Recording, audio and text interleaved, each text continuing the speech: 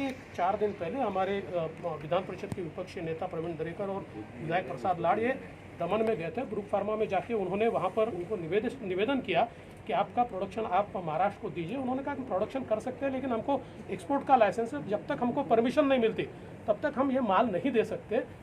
तो मैंने स्वयं फिर केंद्र सरकार में आदरणीय मनसुख भाई मांडविया जी से बात की। मनसुख भाई मांडविया जी ने उनका टाइप रेड्डीज से कर दिया ताकि उनके लाइसेंस पर ये प्रोडक्शन कर पाए। उसके बाद उनके पास जो कुछ प्रोडक्शन था, हमने उनको कहा कि आप तुरंत महाराष्ट्र के लिए हमको उसको दीजिए। उन्होंने कहा उसकी सारी परमिशन लेनी पड़ती है। हमने यहाँ की एफडीए की परमिशन उसमें ली, हमारे पास वो परमिशन की कॉपी है। वहाँ की एफडीए से हमने बात की, उनको हमने कहा कि भाई स्वयं हमको मंत्री जी ने उसकी परमिशन दिया, कल उनकी भी परमिशन हमको उन्होंने कहा कि हम दे रहे हैं। और ये सारा जो कुछ माल अभी ज़्यादा नहीं था, जो कुछ माल मिल सकता था वो महाराष्ट्र में लाने वाले थे। आज दोपहर में हमारे जो एफडीए के मिनिस्टर साहब हैं, उनके पीए ने ओएसडी, उन्होंने उनको फ़ोन करके एक प्रकार से धमकी दी कि ऐसे कैसे आप इनको माल दे रहे हो और हमको माल आपने देना चाहिए, इनको कैसे दे रहे हो। और उसके बाद प्रवीण दरेकर जी ने भी उनसे बात की, हमने उसको रिकॉर्ड कर लिया है। तो उसके बाद रात को 9 बजे 10 लोग उनके घर जाते हैं, उसको उठा के लाते हैं यहाँ पर।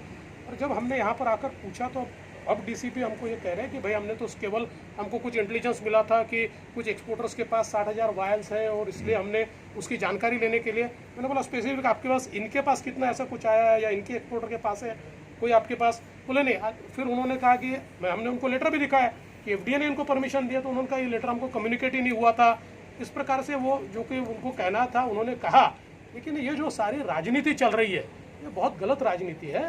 हम महाराष्ट्र के लिए प्रयास कर रहे हैं। उल्टा मनसुख भाई मांडविया जी ने इनको ब्रुक फार्मा को बताया कि आपका प्रोडक्शन फुल स्केल पे जाएगा तो आप मैक्सिमम प्रोडक्शन ये महाराष्ट्र को दीजिए। इतना उन्होंने कहने के बाद और उन्होंने हामी भरने के बाद अगर इस प्रकार से उनको प्रताड़ित किया जाता होगा तो मुझे लगता है कि ये तो बहुत गलत बात है। और इसलिए आखिर मैं यहाँ पर आया। अभी उन्होंने उनको छोड़ दिया, उन्होंने कहा हमने इनको अरेस्ट किया ही नहीं था, हमने तो सिर्फ पूछताछ के लिए बुलाया था। ठीक है, जो भी होगा, लेकिन परिस्थिति जिस प्रकार से हुई है गलत है।